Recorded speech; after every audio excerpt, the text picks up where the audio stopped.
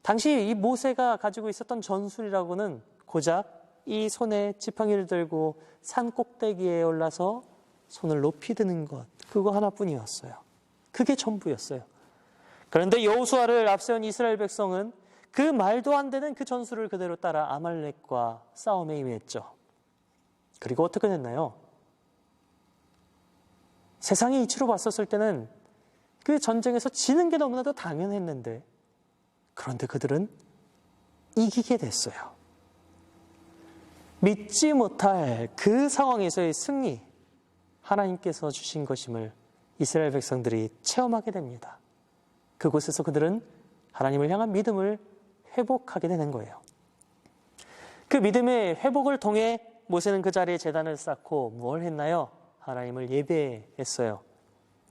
그 제단의 이름이 바로 여호와 니시. 여호와 니시는 여호와는 나의 깃발로 번역해 볼 수 있죠. 그런데 여기서 이 니시라는 이 말의 어근을 살펴보면 기적이라는 의미 또한 가지고 있어요.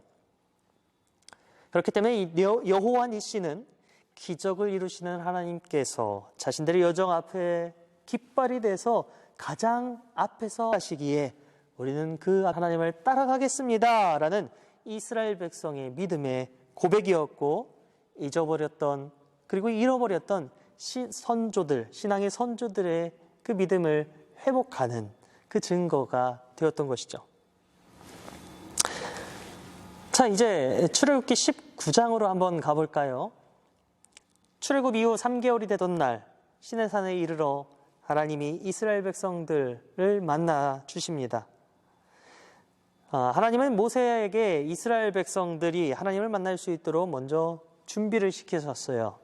자, 어떤 준비를 시키시느냐? 이스라엘 백성이 하나님을 만나기 위한 필수 조건, 그것은 바로 성결이었어요.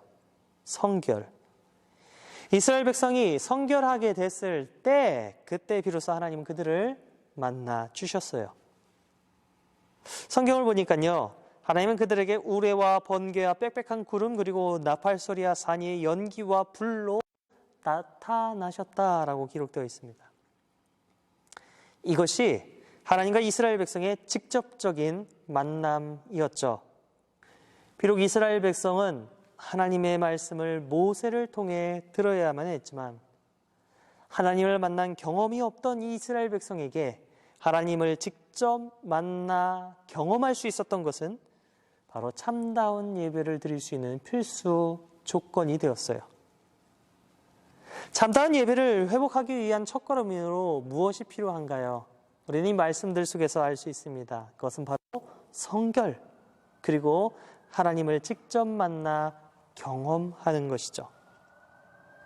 이런 맥락에서 출애굽기는 우리가 하나님께 참다운 예배를 드리기 위해 먼저 어떻게 성결해야 하는지 그것에 대해서 가르쳐주고 있어요. 특별히 20장부터 24장에 나온 이 율법의 말씀이 바로 그 방법입니다. 성막이라는 하나님의 예배 처소를 먼저 준비하고 세팅하는 것에 앞서서 무엇보다도 준비해야 되는 것이 바로 이 성결의 문제라는 것이죠. 하나님을 만나야 된다는 것이죠. 출애굽기 20장에서 이 십계명에 대한 이야기가 나오는 것은 결코 우연히 나오는 이야기가 아닙니다.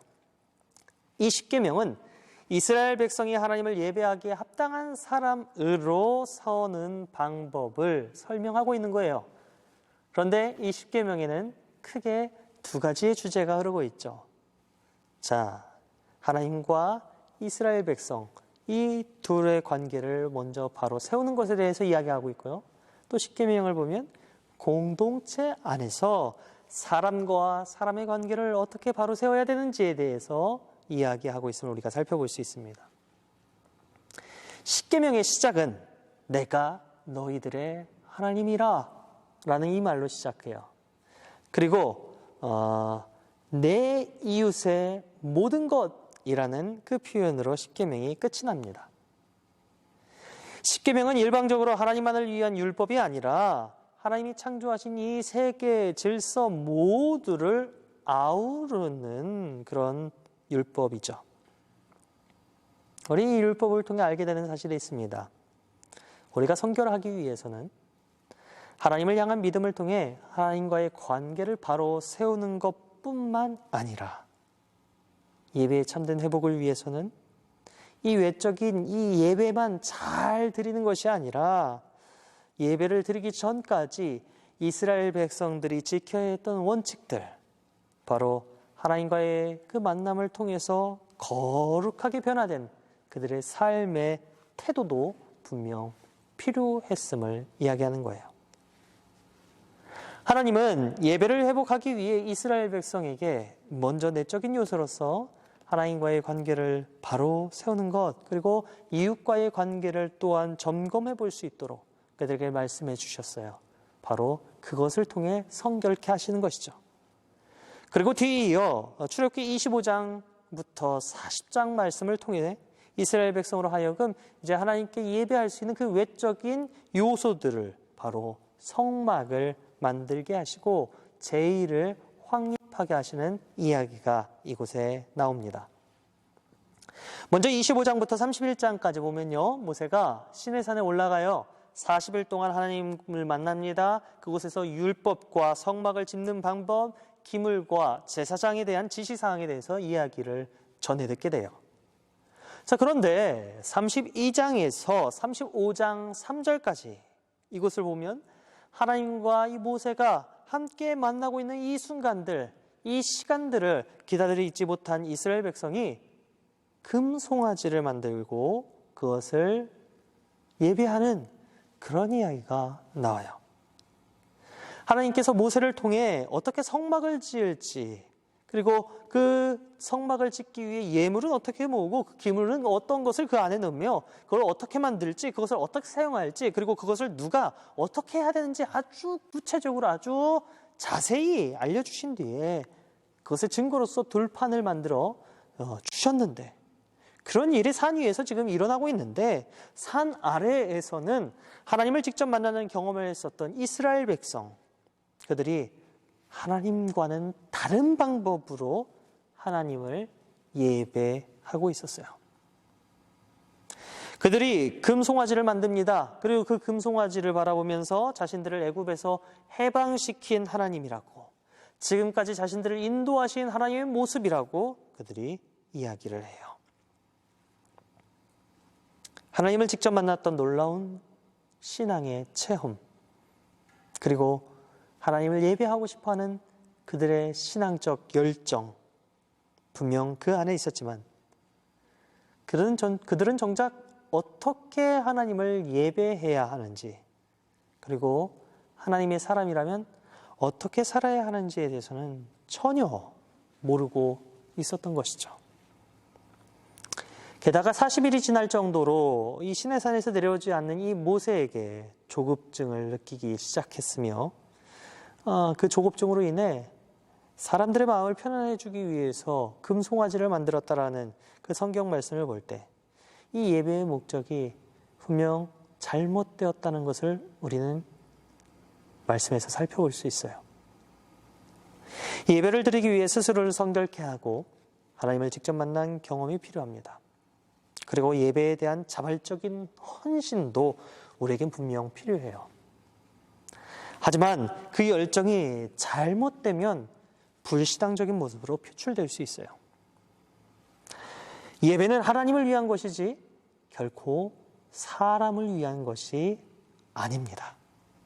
사람의 마음을 편안해 주기 위해 예배를 드리는 것은 분명 아닌 것이죠. 예배는 비록 내 눈에 보이지 않으시지만 나와 함께 하신 그 하나님에 대한 경험, 그 경험에 감격한 사람들이 하나님을 찬양하기 위해, 하나님께 영광 올려드리기 위해 모이는 거룩한 모임입니다. 하지만 모세와 함께 출애굽의 지도자가 됐던 아론으로부터 시작해서 이스라엘 백성 그 어느 누구도 금송아지와 함께 춤을 추는 것이 얼마나 큰 문제인지를 인식하는 사람이 안타깝게도 없었죠. 급기야 하나님은 출애굽기 33장에서 이스라엘 백성으로 하여금 시내산에서 떠나라 그렇게 말씀하셨어요. 더 이상 그들과 함께하지 않으려 하셨던 것이죠. 그런데 끈질긴 이 모세의 기도로 하나님은 결국 이 마음을 돌이키십니다. 그리고 다시 모세로 하여금 시내산에 오르게 하셨어요. 모세가 다시 시내산에 올랐을 때 어느 정도 그곳에 있었는지 성경이 자세히 나오지는 않았지만 아마도 모르면 몰라도 이 오르자마자 바로 내려오지는 않았을 겁니다.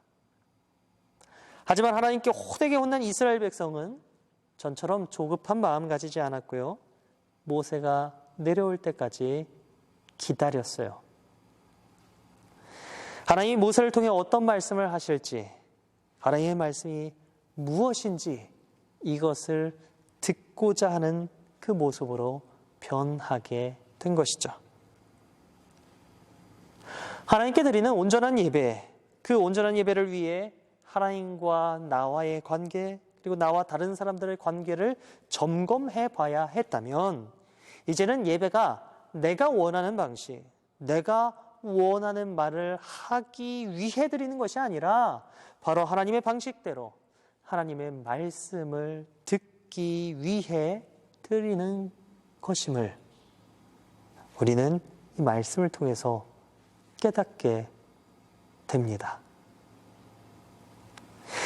이렇게 온전한 예배를 위한 내적 요소들을 우리가 살펴볼 수 있었다면요, 이제 출애굽기 35장 4절부터 온전한 이 예배를 위한 외적 요소, 그 요소에 대해서 우리가 이 말씀을 살펴볼 수 있을 거예요.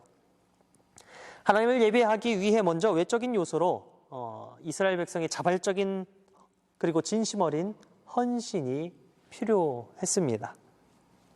시내산에서 내려온 모세는 이제 시내산에서 받은 하나님의 명령과 그 율법을 이스라엘 백성에게 전했어요.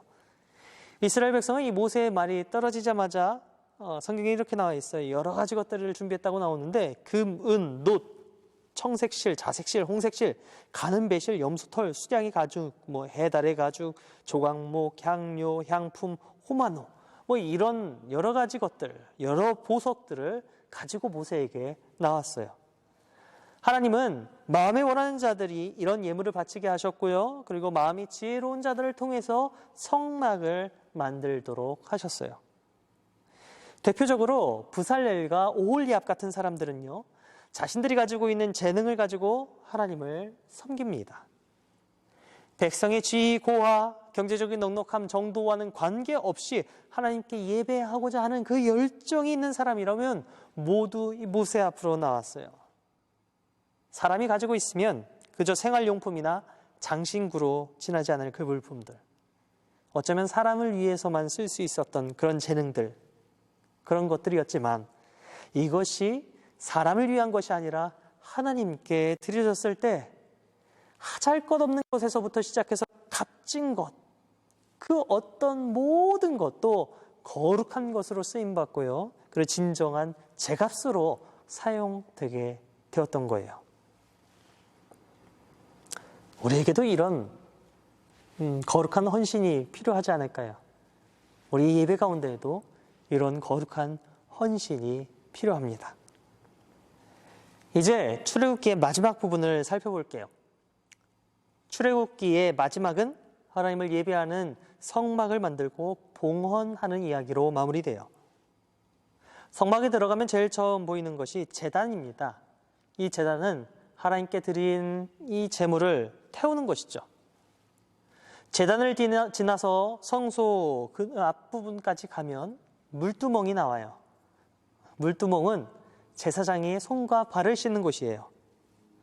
우리는 흔히 제사장이라 하면 성소를 자유롭게 출입했을 것이라 생각해 볼 수 있는데요, 사실 그렇지 않습니다. 모든 이스라엘 백성에게 의무가 있듯이 제사장에게도 제사장만의 의무가 존재했어요. 그것이 무엇이냐? 누구보다도 성결해야 된다는 것이죠. 여호와께 성결이라고 쓰여져 있는 이마에 두른 순금패, 이것은 단순히 글자 이상의 의미를 가지고 있었어요. 제사장이 하나님 앞에서 성결해야지만 모든 이스라엘 백성의 죄를 감당할 수 있었기 때문이죠. 정결하지 않은 이 제사장이 순금패에 여호와께 성결, 그렇게 써져 있는 그거를 이마에 붙였다고 해서, 둘렀다고 해서 이 제사장이 의무를 다하는 것은 분명 아닙니다. 하나님은 중심을 보시는 분이시기 때문에 제사를 드리는 모든 행위와 제사장이 여호와께 성결이라 쓰여 있는 이 순금패를 이마에 두르는 모든 행위, 이것은 제사장이 이 죄를, 백성의 죄를 담당한다는 그런 의미를 담고 있어요. 그래서 제사장이 거룩한 성소로 들어갈 때는 반드시 이 정결 의식이 필요했는데 그 의미로 바로 물두멍에서 손과 발을 제사장이 씻었던 것이죠. 자, 이제 성소로 들어갑니다. 성소로 들어가면 오른쪽에 진설병 떡상이 있었어요. 여기에는 12지파를 상징하는 떡 12개, 숟가락과 병, 잔이 올려져 있었죠. 진설병을 차려놓은 상은 12지파가 늘 하나님을 공경하고 광야에서 먹을 것을 공급해 주신 하나님께 감사를 드리는 그런 의미를 지니고 있습니다. 우리가 생각하는 제사상처럼 하나님 오셔서 드십시오, 그래서 마련한 것이 아니라는 것이죠. 자, 그리고 성소의 왼쪽 편에는 등잔대가 있었어요. 7촛대로 더 잘 알려져 있는 것이죠. 이 촛대가 살구꽃 형상을 지니고 있습니다. 살구꽃은 히브리어로 샤케드라고 하는데요. 이게 원래는 아몬드 꽃이에요. 그래서 히브리어의 이 어근으로 살펴볼 때 이것은 지켜보다라는 그런 의미를 지니고 있어요. 그러니까 성소의 등잔대는 등잔대를 놓고 거기에 불을 켜는 의미는 우리 삶을 늘 지켜보시는 하나님에 대한 신앙 고백이자 동시에 내가 너희들 늘 지켜보고 있어 라고 말씀하시는 하나님의 선언인 것이죠. 성소의 휘장 앞 한가운데는 향단이 있습니다. 향단이 마치 시내산의 모형과 같다라고 얘기를 해요. 이곳에 늘 말린 꽃잎을 태워 향을 이렇게 피어오르게 했는데 그때 나오는 연기는 시내산 위에 하나님이 현현하실 때 구름 그리고 연기로 현현하셨던 것, 그리고 그 가운데 달궈진 향단의 숯불은 이 구름 가운데 번개로 나타나신, 번개로 보이신 하나님과 같다라고 의미로 살펴볼 수 있습니다. 모세와 대제사장은 이 연기 가운데 무릎을 꿇고 시내산에서 하나님의 말씀을 듣는 것처럼 휘장 너머 지성소의 언약궤에서 무릎을 꿇고 서로 마주보는 이 그룹 사이에서 하나님이 하시는 그 말씀, 그 소리를 경청했어요. 이제 마무리해 보겠습니다. 출애굽기는 이집트에서, 이 애굽에서 노예 생활하던 이스라엘 백성들이 어떻게 애굽에서 탈출하게 되었는지를 이야기하는 이야기이기 이전에 잃어버린 예배에 대한 기억을 되찾고 이 이스라엘 공동체가 어떻게 예배를 회복하게 되었는가를 우리에게 알려주고 있어요. 그리고 출애굽기는 좋아 보이는 이전의 삶을 집착하는 것이 아니라 이제는 그것을 내려놓고 삶의 벽 앞에서 좌돌아가다 주저앉는 것이 아닌 적극적으로 하나님을 향해 부르짖고 하나님을 만나겠다는 그런 의지를 우리에게 촉구하고 있습니다. 우리는 출애굽기를 통해 우리에게 먼저 손 내미신 하나님의 은혜로 이전과는 다른 삶을 살겠다는 그런 삶의 결단을 다시 한번 가져보게 됩니다. 더불어 온전한 예배를 위해 먼저 세워나가야 할 우리의 성결한 몸가짐, 그리고 하나님을 직접적으로 만나는 경험을 통해 하나님과의 관계를 바로 세우고 더불어 이웃과의 관계를 원만하게 세워나가야 함을 다시 한번 되새겨보게 되죠. 그럴 때 비로소 올바른 열정을 가지고 헌신함으로 하나님을 만나는 거룩한 성막, 성전을, 바로 우리의 예배를 세워나갈 수 있는 겁니다. 사랑하는 성도 여러분, 하나님은 오늘도 각기 제갈 길로 내달리던 우리의 마음이 예배라는 목적지를 향하길 원하고 계세요. 바라기는 우리의 몸과 우리의 이 마음, 그것이 세상의 풍토인 애굽에만 머물러 있는 것이 아니라 하나님을 만날 수 있는 저 광야로, 하나님께서 말씀하시는 저 약속의 땅 가나안으로 하나님을 온전히 예배할 수 있는 바로 이 예배 처소로, 하나님 나라로 돌아서게 되기를 간절히 소망합니다. 기도하겠습니다.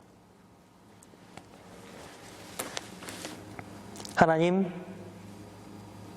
우리는 저마다 세상살이로 분주하며 바쁜 일상을 보내며 살아가고 있습니다. 하지만 그런 세상살이 가운데에서도 우리가 늘 잊지 말아야 할 것은 하나님께서는 우리로 하여금 어떠한 곳에서도 하나님을 예배하는 참된 예배자로 부르셨다는 사실인 줄 믿습니다. 이스라엘 백성들이 예배를 잊고 하나님을 향한 신앙을 잊어버리는 그 안타까운 삶을 살 때에도 하나님은 저들을 포기하지 않으시고 그들을 그곳 가운데에서 구원하셔서 참되게 하나님을 예배하는 예배자로 세우셨음을 우리는 오늘의 말씀을 통해 살펴보게 됩니다. 주님, 부족한 우리도 부족한 나도 하나님을 그렇게 참되게 예배할 수 있는 예배자가 되게 하여 주옵소서. 우리를 성결케 하시고 하나님을 만나는 그 귀한 만남의 경험을 통해 하나님과 우리의 관계를 먼저 올바로 세우고 우리 이웃과의 관계를 올바로 세우며 주님께서 원하시는, 주님께서 바라시는 거룩하고 성별된 그런 복된 예배자가 될 수 있도록 주님 우리와 함께 하여 주옵소서. 우리 삶 구석구석 가운데에 예배자로 부르시는 주님의 그 음성을 듣게 하여 주시고 그렇게 예배하시며 인도하시는 주님의 손길을 의지하여서 하나님을 예배하는 저소로 하나님을 찬양하는 그곳으로